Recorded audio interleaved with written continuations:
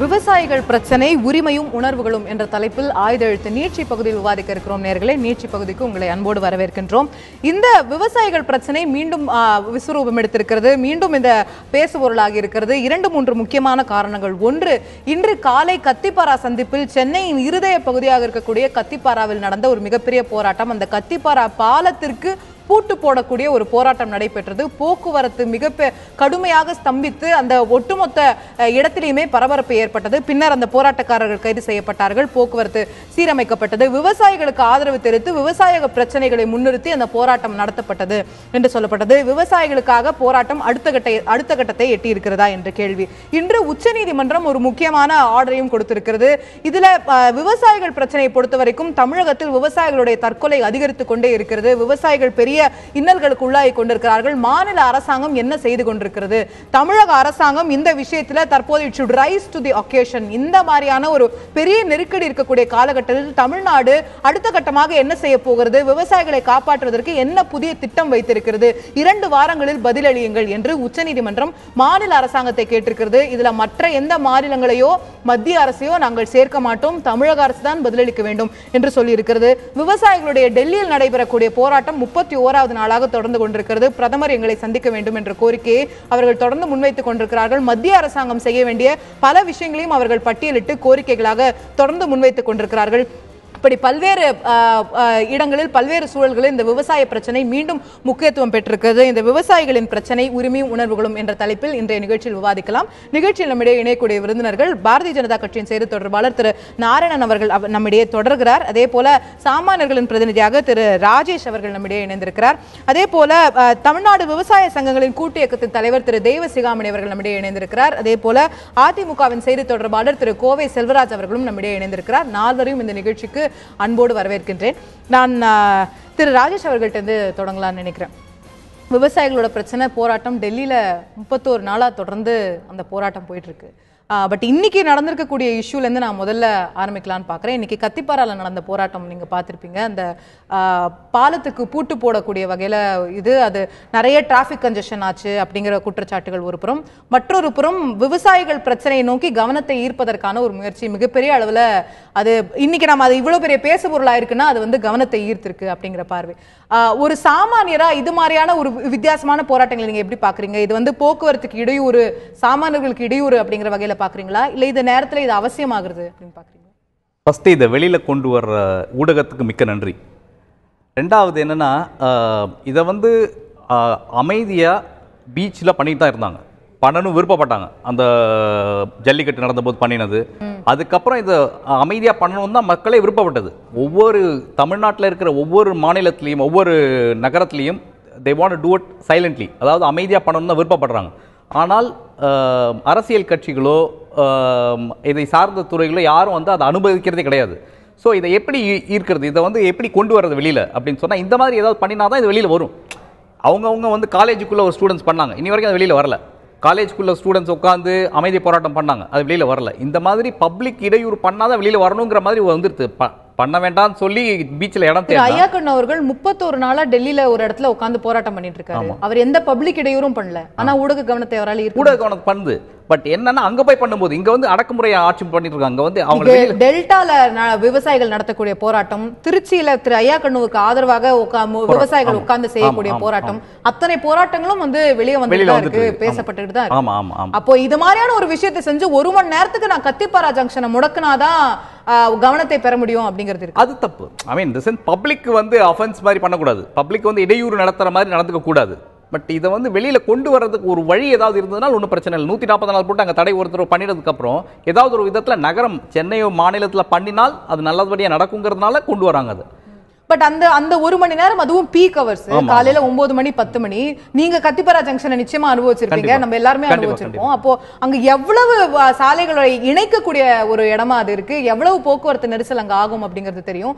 அப்போ அந்த இடம், அந்த சாய்ஸ், அந்த போராட்ட வடிவம் அப்படிங்கிறது ஒரு இடையூறா பார்க்கப்படாதா? இடையூறா பார்க்கப்படுது. அதாவது பொதுவாக அது இடையூறு தான். கண்டிப்பாக அந்த சமயத்தில் ஒரு ஆம்புலன்ஸ் இருக்கலாம், ஒரு முக்கியமான விஷயத்துக்கு போகிறவங்களா இருக்கலாம், அது மாதிரி நிறைய இருக்கும். பட் இடையூறு தான். பட் வெளிக்கொண்டு வரதுக்கு உண்டான வழி அது. பட் அது இடையூறா இல்லாமல் பண்ணிடுறது தான் நல்லது. இது இல்லாம வேற வழிகளில் கவனத்தை ஈர்த்திருந்தா இன்னும் நல்லதா இருக்கும். நான் திரு தெய்வசிகாமணி அவர்கள்ட்ட கேட்க விரும்பக்கூடிய விஷயம், 31 நாட்களாக தொடர்ந்து விவசாயிகள் டெல்லியில போராடிக்கிட்டு இருக்காங்க. தமிழ்நாட்டில் பல்வேறு இடங்கள்ல நீங்களும் கூட போராட்டங்களை நடத்தி இருக்கிறீர்கள், திருச்சியில உண்ணாவிரதங்கள், பல்வேறு போராட்ட வடிவங்கள். ஆனா இன்னைக்கு அந்த கத்திப்பாரா ஜங்ஷன்ல நடந்தது அப்படிங்கிறது ஒரு பப்ளிக்கு டிஸ்டர்பன்ஸ் கொடுக்கக்கூடிய ஒரு விஷயமா இருக்கு, பொதுமக்களுடைய இயல்பு வாழ்க்கையை பாதிக்கக்கூடிய ஒரு விஷயமா இருக்குன்ற அந்த போராட்டத்தை வடிவத்தின் மீது விமர்சனம் எழுந்திருக்கிறது. நீங்க எப்படி பாக்குறீங்க? விவசாயிகளுக்கு ஆதரவா நடத்தப்பட்ட ஒரு போராட்டம் தான், அது விவசாயிகள் நடத்தல, ஆனா விவசாயிகளுக்கு ஆதரவா நடத்தப்பட்டிருக்கு. உங்களுடைய பார்வை அந்த போராட்டம் குறித்து? பொதுமக்களுக்கு இடையூறு ஏற்படுகின்ற வகையில் நடத்தப்படுகிற எந்த போராட்டத்தையும் விவசாயிகள் நாங்கள் வரவேற்க மாட்டோம்.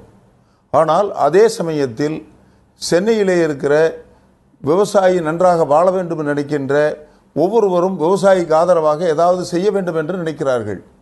ஜல்லிக்கட்டு போராட்டம் நடத்தினார்கள். நடந்த அத்தனை நாட்களிலும் அமைதியாகவே நடந்தது. பொதுமக்களுக்கு இடையூறு இல்லை, சாலைகள் மூடப்படவில்லை, பொதுமக்களுக்கு எந்த இடையூறும் வரவில்லை. ஆனால் அரசாங்கம் அந்த போராட்டத்தை தடியடி நடத்தி வன்முறை மூலம் கலைத்தது. அப்பொழுது பார்க்கும்போது அரசாங்கம் தான் வன்முறையை தூண்டுகிறது. அமைதியாக போராட்டம் நடத்துவதற்கு சென்னை கடற்கரையோ ஒரு இடத்தையோ ஒதுக்கி தர வேண்டும். டெல்லியிலே ஜந்தர் மந்திரிலே ஐயாக்கன் அவர்கள் 31 நாட்களாக தொடர்ந்து போராட்டம் நடத்தி கொண்டிருக்கிறார் என்று சொன்னால் அதை அந்த மத்திய அரசு அனுமதிக்கிறது. அங்கே ஜனநாயக உரிமை போராடுவதற்கு கொடுக்கப்பட்டிருக்கிறது. ஆனால் தமிழ்நாட்டில் மட்டும் எந்த இடத்திலும் போராட்டமே நடத்தக்கூடாது என்று தடுக்கிற மனோபாவமும் காவல்துறையை ஏவி செய்கிற அராஜகமும் நடக்கிறது. அப்பொழுது வேறு வழி இல்லாத போது பொதுமக்களுக்கு இடையூறு தெரிவிக்கும் வகையில் சில காரியங்களை செய்தால்தான் அரசாங்கம் வழிக்கு வரும் என்ற ஒரு நிலை வரும்போது இது தவிர்க்க முடியாதாகிவிட்டது. நம்ம ராஜேஷ் அவர்கள் சொல்லியது 100% சரி. எங்களை இளைஞர்களோ மாணவர்களோ இடையூறோ செய்ய விரும்பவில்லை. ஆனால் எங்கள் போராட்டத்தை நடத்துவதற்கான வழிமொழிகளை, ஜனநாயக உரிமைகளை மாநில அரசு அனுமதித்திருக்க வேண்டும். திரு தேவசிகாமணி, நான் குறுக்கிடத்துக்கு மன்னிக்கணும், என்னுடைய கேள்வி தயவு செஞ்சு நீங்க புரிஞ்சுக்கோங்க. நீங்க போராட்டம் நடத்திருக்கீங்க, நீங்க இதே திரு ஐயாக்குன் அவர்களுக்கு ஆதரவாக விவசாய கடன்களை ரத்து செய்வதற்காக இல்ல விவசாயிகளுடைய பல்வேறு பிரச்சனைகளுக்கு நீங்க திருச்சியில போராட்டம் நடத்திருக்கீங்க, டெல்டால போராட்டம் நடத்திருக்கீங்க, உங்களுடைய ஊர்ல போராட்டம் நடத்திருக்கீங்க, அனுமதி பெற்று சரியான முறையில உண்ணாவிரதங்கள், ஆர்ப்பாட்டங்கள், எவ்வளவு போராட்டங்கள் நீங்க நடத்திருக்கீங்க. போராட்டமே எங்கேயுமே யாருமே நடத்த விடல, அதனால கத்திப்பாராக்கு பூட்டு போடப்பட்டதுன்றது ஒரு லாஜிக்கலான ஆர்குமெண்டா? நீங்களே நடத்திருக்கீங்களே போராட்டங்கள்.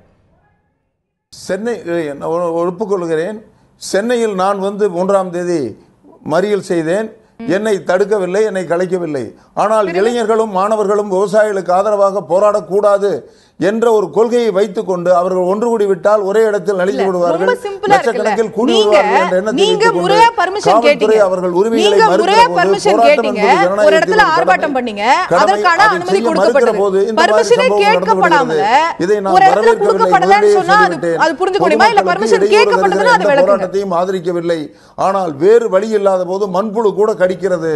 அந்த சென்னை வாழ் மாணவர்களும் இளைஞர்களும் நமக்காக குரல் கொடுக்கிறார்கள். அது சில சமயம் இப்படி நடந்து விடுகிறது. ரைட், அது முறையான அனுமதி பெறப்பட்டதான்றதுதான் கேள்வியாக இருக்கிறது. நான் திரும்ப உங்ககிட்ட வரேன். நான் திரு செல்வராஜ் அவர்கள்ட்ட கேட்க விரும்பக்கூடிய விஷயம், இந்த ஒரு விஷயத்துல அரசுடைய கவனத்தை ஈர்க்க வேண்டிய அவசியம் விவசாயிகளுக்கு ஏற்பட்டு விட்டது, விவசாயிகளுக்கு ஆதரவாக இருக்கக்கூடியவர்களுக்கு ஏற்பட்டு விட்டது. திரு ராஜேஷ் அவர்கள் அதை தான் குறிப்பிட்டாரு. எதை செஞ்சா அரசாங்கத்துடைய கவனத்தை ஈர்க்க முடியும் அப்படின்னு பாக்குறாங்க. 30 நாட்களா விவசாயிகள் அங்க தொடர்ந்து உட்கார்ந்துட்டு இருக்காங்க. இங்க திருச்சியில போராட்டம் நடைபெறுகிறது, உண்ணாவிரதம் இருந்தால் எது நடந்தாலும் மாநில அரசாங்கத்துடைய கவனத்தை ஈர்க்க முடியலன்னு சொல்லும்போது தலைநகர் சென்னையில இது போன்ற ஒரு விஷயம் நடந்தாதான் அரசாங்கத்துடைய கவனத்தை ஈர்க்க முடியும் அப்படிங்கிற நிலை இருக்கிறதா? அப்பதான் அரசாங்கம் திரும்பி பார்க்கும்ன்ற நிலை ஏற்பட்டிருக்கிறதா? அதாவது இன்றைக்கு விவசாயிகளுடைய போராட்டத்தில், விவசாயிகளுடைய பிரச்சனையில் தமிழக அரசு முழுமையாக பரிசீலித்து கவனித்து அவர்கள் பக்கம் விவசாயிகளுடைய அரசாகவே இந்த அரசு செயல்பட்டு கொண்டிருக்கிறது. அவருடைய போராட்டம் என்பது டெல்லியில் 31 நாளாக நடப்பது. மத்திய அரசு காவேரி மேலாண்மை வாரியம் அமைக்க வேண்டும், அது அமைச்சா 2 மாநிலத்துக்கு சண்டை இருக்காது, அதை அமைச்சு கொடுங்கன்னு கேட்குறாங்க. அதை அமைக்கிறதுக்கு மத்திய அரசு தான் முடியும். 2வது, மத்திய அரசு கேட்ட நிதியில் 1730 கோடி ரூபா கொடுத்துருக்காங்க. அது பற்றாக்குறையா இருக்கு, இன்னும் 10 எங்களுக்கு நிதி ஒதுக்குன்னு கேட்குறாங்க. அந்த விஷயத்தில் என்ன சொல்றாங்கன்னா, மத்திய அரசுடைய கட்டுப்பாட்டில், ரிசர்வ் வங்கியுடைய கட்டுப்பாட்டில் இருக்கக்கூடிய தேசிய வங்கிகளில் இருந்து வாங்கிய கடனை ரத்து பண்ண சொல்றாங்க. அந்த வங்கியுடைய உரிமை, அந்த வங்கியை வழிநடத்துவதற்கு தமிழக அரசுக்கு உரிமை கிடையாது. அது மத்திய அரசுடைய கட்டுப்பாட்டில் இருப்பதால் நிதி அமைச்சரிடத்திலே சொல்லுகிறார்கள், விவசாய அமைச்சரிடத்திலே சொல்லுகிறார்கள். ரைட், மத்திய அரசுடைய கட்டுப்பாட்டுல தான் பல விஷயங்கள். உங்களுடைய முதற்கட்ட பார்வை நான் புரிஞ்சுக்கிட்டேன் திரு செல்வராஜ். நான் பாரதிய ஜனதா கட்சியை சேர்ந்த திரு நாராயணன் அவர்கள்ட்ட கேட்க விரும்பக்கூடியது, கடந்த பகுதியில் திரு செல்வராஜ் அவர்கள் குறிப்பிட்டதை கேட்டிருப்பீங்க. மாநில அரசாங்கத்தை நோக்கி இன்னைக்கு பல கேள்விகள் எழுந்திருக்கு. நிச்சயமா அதை நம்ம கிட்ட அவங்க கிட்ட கேட்போம். ஆனா 31 நாட்களாக விவசாயிகள் டெல்லியிலேயே முகாமிட்டு ஜந்தர் மந்தரிலேயே இருந்து பிரதமருடைய கவனத்தை ஈர்க்க முயற்சி செய்து கொண்டிருக்கிறார்கள். மத்திய அரசிடம் பல்வேறு கோரிக்கைகளை வைத்துக் கொண்டிருக்கிறார்கள். இன்னமும் அந்த கோரிக்கைகள் தீர்க்கப்படலை, நாங்க அது தீர்ற வரைக்கும் போமாட்டோம்னு அங்கே இருக்காங்க அப்படின்னு சொன்னா மத்திய அரசாங்கத்தின் மீதும் சில பெர்டினன்ட் क्वेश्चंस எழுதல. முதல்ல இந்த காலையில் நடந்த அந்த கத்திப்பாரா விஷயம் மிக கடுமையாக வன்மையாக கண்டிக்கப்பட வேண்டிய ஒரு விஷயம். அது யாராக இருந்தாலும், டைரக்டர் கௌதமன் என்பவர் ஒரு தவறான முன்னுதாரணத்தை ஏற்படுத்தி இருக்கிறார். உண்மையிலேயே அவர் மக்கள் விரோத நடவடிக்கையை செய்திருக்கிறார். அவர் மீது கடுமையான நடவடிக்கையை நீதிமன்றமும் சரி தமிழக அரசும் சரி எடுத்திருக்கிறது, கைது பண்ணிருக்கிறாங்க. இனி அவர் அது போன்ற செயல்களில் ஈடுபடக்கூடாது என்பதை கைது பண்ணிட்டாங்க. அது அடுத்த கட்டத்துக்கு போயிருக்கு. அது அந்த கேஸ் ப்ரொசீட் ஆகும் நம்ம பார்க்கலாம். ஆனா திரு ராஜேஷ் அவர்கள் சொன்னது போல, திரு தேவசிகாமணி அவர்கள் சொன்னது போல, அரசுடைய கவனத்தை எப்படிதான் ஈர்க்கிறது அப்படிங்கிற ஒரு கேள்வி அந்த இடத்துல வருது இல்லையா? அந்த அளவுக்கு அவர்கள் தள்ளப்படுகிறார்கள். விவசாய பிரச்சனைகளை அரசுகள் கவனிப்பதில்லையோ என்ற பிரச்சனை அவங்களுக்கு இருக்கு. அந்த சந்தேகம் அவங்களுக்கு இருக்கு. ஐயா தேவசிகாமணி கூட தான் விவசாய சங்க தலைவராக இருக்கிறார். PR பாண்டியன் இருக்கிறாரு, நல்லுசாமி ஐயா இருக்கிறாங்க, பொங்கலூர் மணிகண்டன், எவ்வளோ பேர் இருக்கிறாங்க. ஆனால் ஐயா கண்ணு மட்டும் டெல்லியில் போய் செய்கிறாருன்னா விஷயம் என்ன? 3 விஷயங்களை சொன்னார் யார்? நம்ம கோவை செல்வராஜ். ஒன்று, 39,565 கோடி கேட்டிருக்கிறாங்க. இதுதான் மெயினாக முதல்ல போய் ஐயா கண்ணு அவர்கள் சொன்னது இதுதான். 39,565 கோடி வறட்சி நிவாரணம் கேட்கிறோம், மாநில அரசு கேட்டுச்சு கொடுக்கல அப்படின்னாங்க. முதல்ல 2 விஷயம். வறட்சி அப்படின்னு சொன்னால் நிதி எங்கிருந்து வரும்னா மாநில பேரிடர் நிவாரண நிதி, முதல்ல அங்கிருந்து தான் எடுக்கணும். அதிலிருந்து மாநில அரசு 2000 கோடி கொடுத்ததா சொன்னாங்க. அதில் 75 விழுக்காடு மத்திய அரசினுடைய பங்கு, 25% தான் மாநில அரசு. இது சட்டம். அடுத்தது தேசிய பேரிடர் நிவாரண நிதி. இந்த தேசிய பேரிடர் நிவாரண நிதியில் as per 2005 disaster management act இதுபடி இந்த தேசிய பேரிடர் நிவாரண நிதியிலிருந்து ஒன்லி ஃபார் எமர்ஜென்சி ஃபண்ட்ஸ் தான் கொடுக்க முடியும். உடனடியாக ஒரு வறட்சி அல்லது ஒரு டிசாஸ்டருக்கு என்ன உண்டோ, பேரிடருக்கு என்ன உண்டோ அதுதான் கொடுக்க முடியும்னு சொல்லிட்டு அதனுடைய சட்ட விதிகள்லேயே மிக தெளிவாக மிக தெளிவாக சட்ட விதிகள் சொல்கிறது, this is not for loss of crops or loss of damage to properties. என்கிட்ட அதனுடைய சட்டமெல்லாம் இருக்குது, நான் வச்சிருக்கிறேன், வேணா உங்களுக்கு காமிக்கிறேன். அப்போது நான் என்ன கேட்குறேன், ஒரு மாநில அரசு இங்கிருந்து ஒரு நிவாரணத்தை ஒரு குறிப்பிட்ட தேசிய பேரிடர் நிவாரணத்தில் அனுப்பும்போது நீங்க என்டிஆர்எஃப்ல இருந்து ஃபண்ட் எவ்வளவு கொடுக்க முடியுமோ அவ்வளவு கொடுக்கப்பட்டிருக்கு சட்டப்படி சொல்றீங்க. நிவாரண நிதி அவ்வளவுதான் கொடுக்க முடியும், அதுதான் சட்டம்னா சரி, ரொம்ப சிறப்பா செஞ்சிருக்கீங்கன்னா காவிரி மேலாண்மை வாரியம் அமைக்கிறதுக்கு எது தடுக்குது? நான் அதை இன்னைக்கு உச்ச நீதிமன்றம் என்று சொல்லி இருப்பது அதுதான் காமிக்குது. ஏன்னா இதுல 21,708 கோடி கிராப் லாஸுக்காக கேட்டிருக்கிறாங்க, அதாவது பயிர் இழப்புக்காக கேட்டிருக்கிறாங்க. இந்த 21,708 கோடியை கொடுக்கலன்னு தெளிவா மத்திய அரசாங்கம் சொல்லுது. ஏன் சொல்லுதுன்னா இந்த ஹெட்டிங்ல அது கொடுக்கவே முடியாது. நான் கேட்கறது, ஒரு மாநில அரசுக்கு இது கூட தெரியாத இங்க இருந்து அனுப்புவாங்கன்னு சொன்னா, அதே போல 6,800 கோடி எதுல கேட்கறாங்கன்னா லேபர், அதாவது ஃபார்மர் அக்ரிகல்ச்சர் லேபர் இருக்கு, அதை 2வது நாளே 100 நாள் வேலை வாய்ப்பு திட்டத்தை 150 நாள் உடனே செஞ்சுட்டாங்க. இன்னொரு 2,250 கோடி டான்ஜெட்கோ கேட்கறாங்க, அதாவது மின்சாரத்துறைக்கு. அது அந்த பவர் மினிஸ்ட்ரியில கேட்க வேண்டிய விஷயம். இப்படி எதையெல்லாம் இவர்கள் சரியாக கேட்க வேண்டுமோ அதை கேட்காமல் வேண்டுமென்றே இந்த மாநிலத்தில் இருக்கக்கூடிய விவசாயிகளை தவறாக வழிநடத்தி இருக்கிறது மாநில அரசு. ஒண்ணு.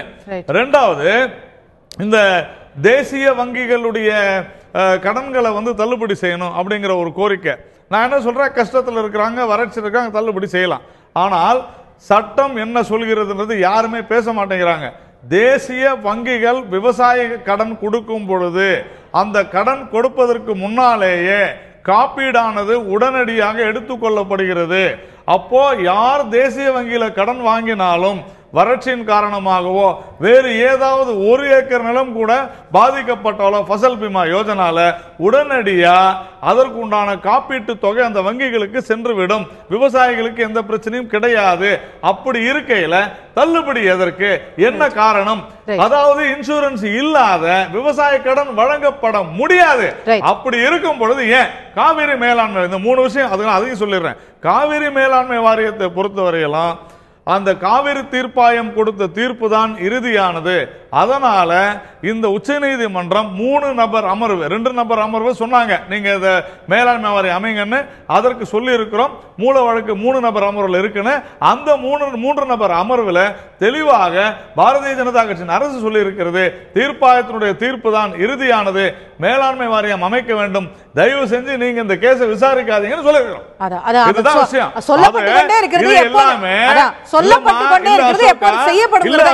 இது எல்லாமே மாநில அரசினுடைய கடமை, அந்த விவசாயிகளுக்கு சொல்ல வேண்டியது. அதை தவறி இருக்கிறார்கள். அதை விட்டுட்டு சாமலாபுரத்துல போய் ஒரு பெண்மணியை பலார கட்டத்துல நீங்க வேற இஷ்யூக்கு போனீங்க. இந்த டிபேட் டாஸ்மாக் பத்தி பிரச்சனை வரும். தயவு செஞ்சு நம்ம விவசாயிகளை பத்தி இங்க நடக்குது. நேத்து டாஸ்மாக் பத்தி நம்ம விரிவா விவாதிச்சோம். இன்னைக்கு தயவு செஞ்சு விவசாயிகளை பத்தி பேசுவோம். திரு செல்வராஜ் அவர்கள்ட்ட தான் இந்த விஷயத்தை கொண்டு போக விரும்புறேன். திரு நாராயணன் அவர்களுடைய குற்றச்சாட்டுகளை கேட்டிருப்பீங்க. வறட்சி நிவாரணம் 40,000 கோடி கேட்கப்பட்டிருக்குன்னா அந்த 40,000 கோடி கேட்கப்பட்டதே சரியா இல்ல, அது சரியான ஹெட்டிங்ல கேட்கப்படல, கொடுக்க முடியாத ஒரு விஷயத்தை கேட்டுவிட்டு மத்திய அரசாங்கம் கொடுக்கலன்னு சொல்றீங்க அப்படிங்கிறது அவரோட குற்றச்சாட்டா இருக்கு. அதாவது நண்பர் நாராயணன் அவர்கள் சொல்லுவது ஏதோ தமிழக அரசுக்கு ஒன்றும் தெரியாது, அப்ப இங்க இருக்கிற IAS ஆபீசர்களுக்கெல்லாம் படிக்க தெரியாதோ நினைச்சிட்டு இருக்காரு. எல்லாருக்கும் எல்லாம் தெரியும். என்ன சொல்றாங்க, உங்க மத்திய அரசுடைய அதிகாரிகளே வந்து வறட்சி நிவாரணத்தை எல்லாம் பார்வையிட்டு போகும்போது காஞ்சு போன பயிர் விவசாயிகள் பாதிச்சதை பத்தி அவங்க தான் கணக்கெடுத்தாங்க. 2 அரசு அதிகாரிகளும் எடுத்த கணக்குகளை தான் அவங்க கொடுத்திருக்காங்க. ஒன்னும் தெரியாமல் ஒன்னும் கொடுக்கல. மத்திய அரசு இன்னைக்கு முன்னாடி காங்கிரசும் கூட்டணி அரசுல 74,000 கோடி ரூபாய் விவசாய கடனை தள்ளுபடி பண்ணாங்க. அவங்க எப்படி பண்ணிட்டு தேசிய வங்கிகளுக்கு அவங்க என்ன பண்ணாங்க, அரசு பணம் கொடுத்தது. அது மாதிரி ஏன் தள்ளுபடி பண்ண முடியாதா? ஒரு மைத்ரேயனுக்கு 25 நிமிஷம் பாக்குறதுக்கு நேரம் கொடுக்கிற பிரதமர் ஒரு விவசாயிகளை சந்திச்சு பேச முடியாதா? கணக்கெடுக்கப்பட்டிருக்கு அப்படிங்கிறது ஒரு பக்கம். கணக்கு மத்திய அரசாங்க ஊழியர்களால் எடுக்கப்பட்டிருக்கிறது, அதே போல மாநில அரசாங்கம் எடுத்திருக்கிறது. அவர் என்ன சொல்றாருன்னா, நீங்க 40,000 கோடி கேக்குறீங்க, 40,000 கோடி அளவுக்கு அதுல 22,000 கோடி கிராப் லாஸுக்குன்னு கேக்குறீங்க. அந்த கிராப் லாஸுக்குன்றத மத்திய அரசாங்கம் NDRF 21,000 கோடியே கிடையாதுமா. NDRF ஓட இதுல இல்லவே இல்ல அப்படிங்கறத அவர் சொல்றது இல்லம்மா. அவர் சொல்றது என்னன்னா, அந்த விவசாய மத்திய அரசுடைய திட்டத்தில் என்ன இருக்குனாக்கா, ஏதாவது புயல் இந்த மாதிரி ஏதாவது வந்து பாதிச்சு விவசாயம் பாதிச்சா அவங்களுக்கு கொடுக்கறதுக்கு தான் வந்து அவர் சொன்னது. இது வந்து இயற்கையாவே வறட்சியால காஞ்சு கருவாடாயி எல்லா விவசாயிகளும் 10 பைசா வருமானம் இல்லாம போயிட்டாங்க. அதுக்குதான் கேக்குறாங்க. இது போன்ற பயிர்கள் வாடி போவதற்கு மத்திய பேரிடர் நிவாரண நிதி உதவாது அப்படிங்கறத சட்டம்ங்கறத அவங்க சொல்றாங்க. அப்போ ஒரு தவறான ஹெட்டர்ல இருக்கக்கூடியத நம்ம கேட்க கூடாது இல்லையா? அது மாதிரி சட்டமே இல்லமா. அது மாதிரி சட்டமே இல்ல. இவங்க சும்மா சொல்லிட்டு இல்ல. The financial assistance from NDRF is for providing immediate relief and not for compensation of damage to crops. ஏமா ஒரு நிமிஷம் அரசாங்கம் வந்து ஒரு பேங்க்ல லோன் கொடுத்தா 1 பைசா வட்டி இல்லாம வசூல் பண்ணும்போது இந்த விவசாயிகளுக்கு காஞ்சு போச்சு, அவங்களுக்கு யாரு பணம் கொடுப்பா?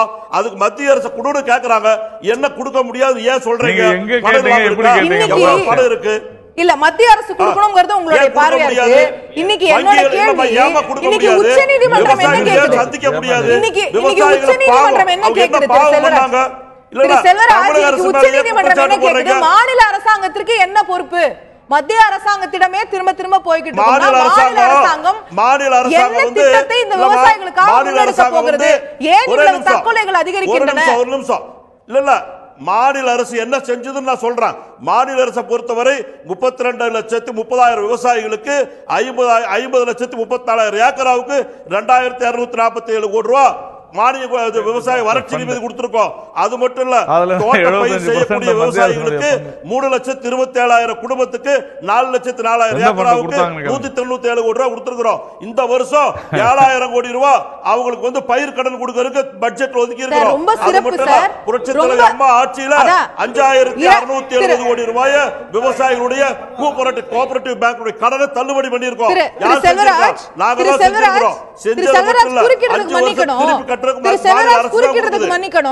நீங்க 2,200 கோடி வறட்சி நிவாரண நிதி கொடுத்திருக்கீங்க, இவ்வளவு தள்ளுபடி பண்ணிருக்கீங்க, இதெல்லாம் சூப்பரா நாங்க செஞ்சிருக்கோம் நீங்க சொல்றீங்க. 2,000 கோடி ரூபாய் மத்திய அரசாங்கம் ரிலீஸ் பண்ணிருக்கு, நாங்க 75% கொடுத்திருக்கோம், இவ்வளவு பண்ணிருக்கோம். ஃபசல் பீமா யோஜனா எல்லாத்தையும் அவங்க சொல்றாங்க. விவசாயிகளோட பிரச்சனை தீர்ந்துருச்சா? 1,700 நீங்க இவ்வளவு கொடுத்திருக்கீங்க, அவங்க அவ்வளவு கொடுத்திருக்காங்க. என்னுடைய கேள்வி, விவசாயிகளுடைய பிரச்சனை தொடர்ந்து கொண்டிருக்கிறது, உச்சநீதிமன்றம் அததான் கேக்குது. இந்த பிரச்சனை தீர்றதுக்கு என்ன பண்ண போறீங்க? உச்சநீதிமன்றத்தில் நம்ம என்ன புதிய திட்டத்தை முன்னெடுக்க போறீங்க? நியூ ஸ்கீம் ஏதாவது வச்சிருக்கீங்களா?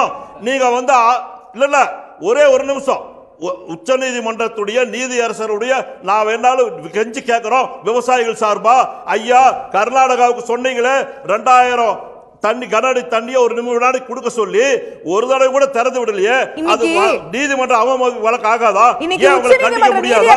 தண்ணி விட உத்தரவு போட முடியாதா? அந்த அரசு நடவடிக்கை எடுக்க முடியாதா? அரசு கலைக்க முடியாதா? எந்த உத்தரவு போடாம சும்மா ஒரு மாநில அரசு உத்தரவு போடுறது நியாயம்?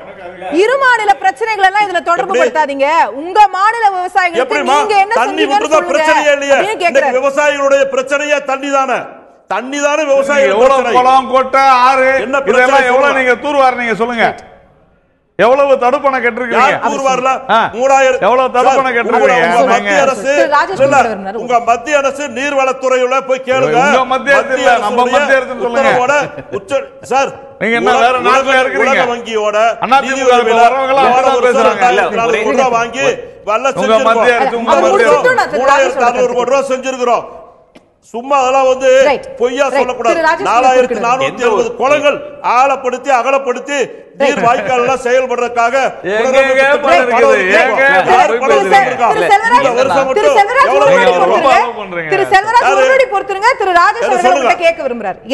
அதாவது ஒரு டிவி வாங்கினா 5 வருஷத்துக்கு யூஸ் பண்றாங்க, கார் வாங்கினா 5 வருஷம் 10 வருஷம் யூஸ் பண்றாங்க. எந்த ஒரு தொழிற்சாலை இதெல்லாம் தயாரிக்கிற எந்த ஒரு தொழிற்சாலையும் அதை சார்ந்த நிறுவனமோ அதை சார்ந்த முதலாளியோ தற்கொலை செஞ்சு கொண்டதா சரித்திரமே கிடையாது. ஆனால் தினம் 3 வேளை சாப்பாடு போடுற விவசாயி தற்கொலை செஞ்சுக்கிறான். என்ன காரணம் அப்படின்னா, இந்த எந்த அரசுமே இத்தனை நாள் இருந்த அரசுகள் எல்லாமே அதுக்கு உண்டான பேசிக் இன்ஃப்ராஸ்ட்ரக்சரை கிரியேட் பண்ணல. இப்போ ஒரு விவசாயி வந்து தக்காளி அறுவடை பண்றாங்க, ஒரு காய்கறி அறுவடை பண்றாங்கன்னா அதுக்கு உண்டான storage facility, refrigeration facility, transportation, அதாவது கொண்டு போறதுக்கு உண்டான அடிப்படை வசதிகள் எதுவுமே செஞ்சு தரல. அது செய்யாம அது விவசாயி தான் ப்ராப்ளம், அதாவது சோர்ஸ் ஆஃப் த ப்ராப்ளம் கண்டுபிடிக்கவே இல்லை. நம்ம எண்ட் ஆஃப் த ப்ராப்ளம் பார்க்கிறோம். சோர்ஸ் ஆஃப் த ப்ராப்ளம் வந்து அவங்களுக்கு உண்டான தள்ளுபடி, கடன், அதை பத்தி தான் நம்ம பேசிட்டு இருக்கோம். தவிர அடிப்படை வசதிகளை செஞ்சு கொடுப்போங்கிறது யாருமே பார்க்கல. தண்ணி வசதி, அதுக்கு உண்டான இது எதுவுமே பார்க்கல. ஆரம்ப நிலைகள்ல இருந்தே பல விஷயங்கள் மாற வேண்டிய அவசியம் இருக்கு. அதான் மாநில சுப்ரீம் கோர்ட் சொல்றது, அதான் மாநில அரசு அதை என்ன செஞ்சது. விவசாயிகளின் பிரதிநிதியாக இருக்கக்கூடிய திரு தெய்வசிகாமணி அவர்கள்ட்ட கேட்க விரும்பக்கூடிய விஷயம், கடந்த பகுதிகளில் மத்திய அரசாங்கம் மாநில அரசாங்கங்களுடைய வாதங்களை கேட்டிருப்பீங்க. வறட்சி நிவாரணமாக 2,200 கோடி, அங்க ஒரு 2,000 கோடி, இந்த மாதிரியான விஷயங்கள் ஏக்கரக்கா இவ்வளோ அப்படிங்கிறது சாங்ஷன் பண்ணப்பட்டிருக்கு. இதை தாண்டி பயிர் காப்பீடு அப்படிங்கிறது இருக்கு. இதெல்லாம் அவங்கவுங்க என்னென்ன செஞ்சிருக்காங்க விவசாயிகளுக்காக அப்படிங்கறத தொடர்ந்து பட்டியலிட்டாங்க. பட் அதை தாண்டியும் விவசாயிகளுடைய பிரச்சனை தொடர்கிறதா? தற்போதைய உடனடியான தேவையாக இந்த பிரச்சனையில இப்போ உச்சநீதிமன்றமும் கேட்கிறது, ஒரு புதிய திட்டத்தை கொண்டு வர முடியுமா? இதை வந்து அடுத்த கட்டத்திற்கு இந்த விவசாயிகளுக்கு உதவி செய்வதற்கு வேற என்ன செய்ய முடியும் அப்படின்னு உச்சநீதிமன்றமும் கேட்கிறது. என்ன செய்ய முடியும் அப்படின்னு நீங்க நினைக்கிறீங்க? சுலபமாக விவசாயிகளுடைய பிரச்சனையை தீர்க்க முடியும். அதற்கு மாநில அரசு முதலில் மனம் கொண்டதாக இருக்க வேண்டும். மாநில அரசை பொறுத்தவரை ஆந்திராவிலும் தெலுங்கானாவிலும் விவசாயிகளுடைய கடனை ரத்து செய்வதற்கு வங்கிகளை அழைத்து பேசி விவசாயிகள் கடனை மாநில அரசுகளின் கடனாக மாற்றிக்கொள்ள சொல்லி செய்துவிட்டார்கள். 5 ஆண்டுகளில் அந்த கடனை கட்டுவதாக மாநில அரசுகள் வங்கிகளுக்கு உத்தரவாதம் கொடுத்ததின் பேரில் விவசாயிகள் முழுமையாக கடனிலிருந்து விடுதலை செய்யப்பட்டு விட்டார்கள். ஆகவே ₹1 இப்பொழுது கஜானா காலி, மாநில அரசிடம் நிதி இல்லை என்று சொன்னாலும் அனைத்து வங்கி தலைவர்களையும் அழைத்து பேசி மாநில அரசு மனம் இருந்தால் செய்யலாம். அப்படி செய்வதற்கு மாநில அரசுக்கு மனம் இல்லை. அது நிச்சயமாக தவறு. உத்தரப்பிரதேசத்தில் கூட மத்திய அரசு உதவி செய்யவில்லை, மாநில அரசு வங்கிகளை அழைத்து பேசித்தான் கடன்களை தீர்வு செய்கிறது. இந்த கடன் பிரச்சனை ஒன்றுதான் விவசாயிகளை தற்கொலைக்கு தள்ளுகிறது. வங்கிகள் மனிதாபிமானம் இல்லாமல் விவசாயிகளிடம் வசூலிக்க பத்திரிகைகளில் புகைப்படங்களை வெளியிட்டு மோசமான வார்த்தைகளை வீசி தற்கொலைக்கு வங்கிகள் தான் தூண்டுகின்றன. வங்கி கடனை தீர்ப்பதற்கு தமிழக அரசு ஒரு கையெழுத்திட்டால் போதும், மாநில அரசு 5 ஆண்டுகளிலோ 10 ஆண்டுகளிலோ வட்டியும் முதலையும் பல தவணைகளாக கட்டிவிடுகிறோம் என்று ஆந்திராவிலே சந்திரபாபு நாயுடு செய்ததை போல இவர்கள் செய்ய வேண்டும். அந்த கடமையை இவர்கள் செய்யவில்லை. அடுத்து மத்திய அரசை பொறுத்தவரை தமிழகத்தை மாற்றாந்தாய் மனப்பான்மையோடு நடத்துகிறது என்பதில் எந்த தமிழனுக்கும் மாற்று கருத்து இருக்க முடியாது. நண்பர் நாராயணனும் அதை ஏற்றுக்கொள்வார் என்று நினைக்கிறோம். சட்டத்தை பற்றி மத்திய அரசு பேசக்கூடாது. சட்டத்தை, எந்த சட்டத்தையும் மத்திய அரசு மதிப்பதில்லை. அது காவிரி ஆணையம் அமைக்க வேண்டும் என்ற தீர்ப்பாக இருந்தாலும் சரி, வேற எதுவாக இருந்தாலும் சரி. அவர் சொன்னார், ஒரு தவறான கருத்தை தொடர்ந்து டிவி விவாதங்களிலே நண்பர் நாராயணன் அவர்கள் பதிவு செய்து வருகிறார். காப்பீடு கட்டணம் என்பது தனிநபர் பாதிப்புக்கோ ஒரு சர்வே நம்பர் பாதிப்புக்கோ அல்ல. ஒரு ஒட்டுமொத்த கிராமமும் பாதிக்கப்பட்டிருந்தால்தான் அந்த கிராமத்திற்கு ஒட்டுமொத்தமாக தர முடியும். நான் கூட விவசாயி, என்னுடைய நிலம் முழுவதும் பாதிக்கப்பட்டு விட்டது, என்னுடைய நிலத்தில் விவசாயம் கிடையாது, நான் வாங்கிய கடனுக்கு இன்சூரன்ஸ் செய்திருக்கிறோம், எனக்கு சட்டப்படி இன்சூரன்ஸ் கிடைக்கவில்லை. இவர்கள் சொல்லுகிற சட்டம் ஒரு கிராமமே பாதிக்கப்பட வேண்டும். ஆகவே அவர் ஒரு தவறான கருத்தை பதிவு செய்கிறார். இப்போது எங்களுடைய உடனடி தேவை வறட்சி நிவாரணம். 39,520 மாநில அரசு கேட்டது, அந்த மாநில அரசுக்கு கேட்க தெரியவில்லை. அது ஒரு செயலற்ற அரசு என்றால், விவரமான அரசு, அறிவார்ந்த அரசு, எல்லா சட்டங்களையும் தெரிந்த மத்திய அரசு தமிழர்களுடைய, தமிழகத்தினுடைய பாதிப்பை உணர்ந்து மாநில அரசு உடனடியாக மாநில கடனாக மாற்றிக்கொள்ள வேண்டும்.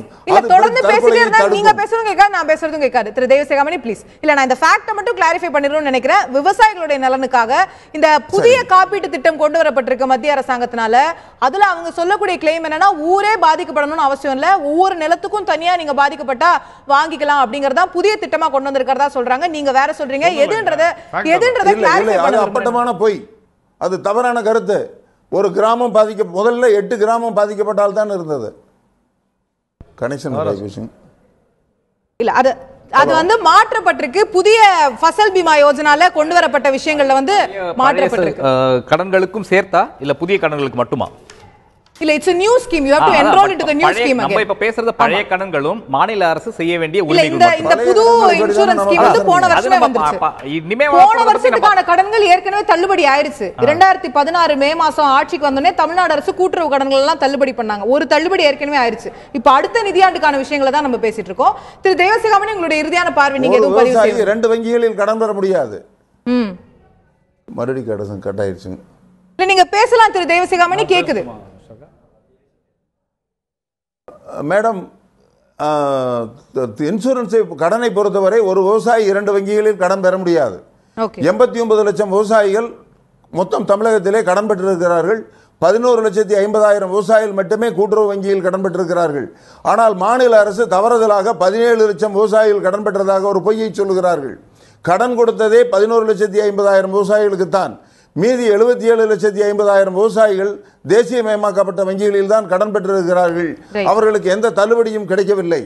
ஆகவே மாநில அரசு மாநில நிதியிலிருந்து உடனடியாக கடனை ரத்து செய்ய வேண்டும். நிதி இல்லை என்று சொன்னால் வங்கிகளிடம் வட்டியோடு கட்டுவதாக மாநில அரசு நினைத்தால் செய்ய முடியும்.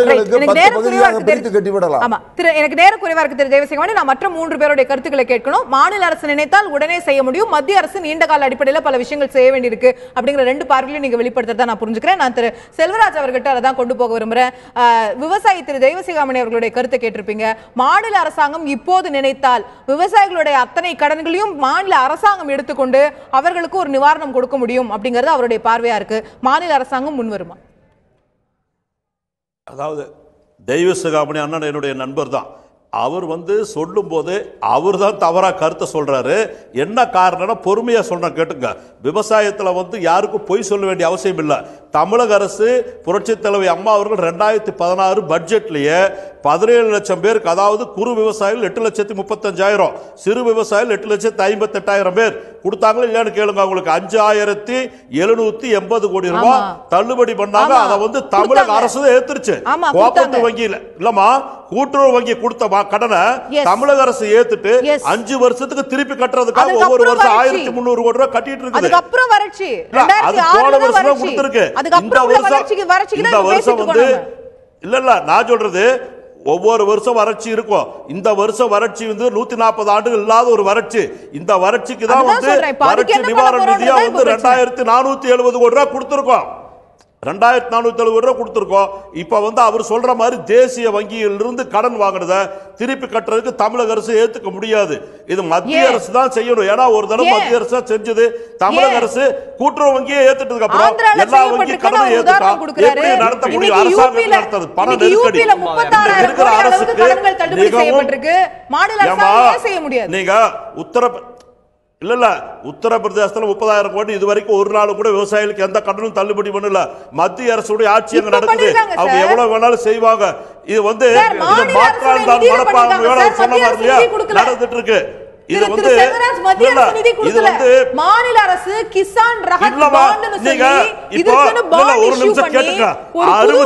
நான் ஒரு நிமிஷம் சொல்ற கேட்டுக்கமா. இல்லம்மா ஒரே ஒரு நிமிஷம் கேட்டுங்க. மத்திய அரசுடைய ஆட்சியே நடக்கிறதுனால அவங்க தள்ளுபடின்னு சொல்லியிருக்காங்க. மத்திய அரசு கொடுக்குமா கொடுக்காதா இல்லையாங்கிறது போகதான் தெரியும். ஒரே நாள்ல யாருக்கும் தெரியாது. அவங்க வாங்கிடுவாங்க.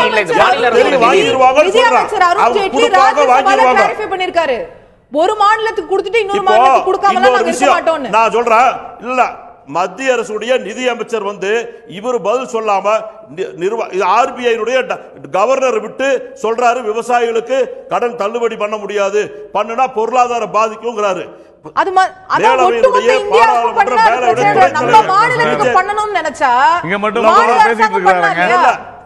ஒரு நிமிஷம். மாநில அரசு கடுமையான நிதி நெருக்கடி இருக்கிறது.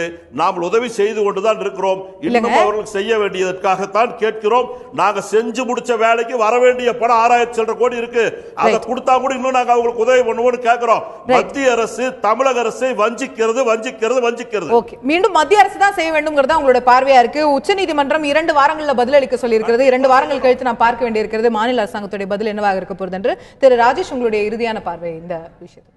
ஃபர்ஸ்ட் வந்து கடன் தள்ளுபடிங்கிறது 2ஆம் பட்சம். ஃபர்ஸ்ட் விவசாயிகளுக்கு உண்டான கட்டுமான பகுதியை கான்சன்ட்ரேட் பண்ணணும். அதாவது பேசிக் இன்ஃப்ராஸ்ட்ரக்சர், லைக் அவங்கள எப்படி இம்ப்ரூவ் பண்றது. இதை வந்து நம்ம இப்போ பேசிட்டு இருக்கிறது வருஷமா ஒவ்வொரு வருஷமும் தள்ளுபடி கடன் பேசிட்டு இருக்கோம். அதை அவாய்ட் பண்றதுக்கு பேசிக் அவங்களுக்கு உண்டான, அதாவது don't take the hours to the bond.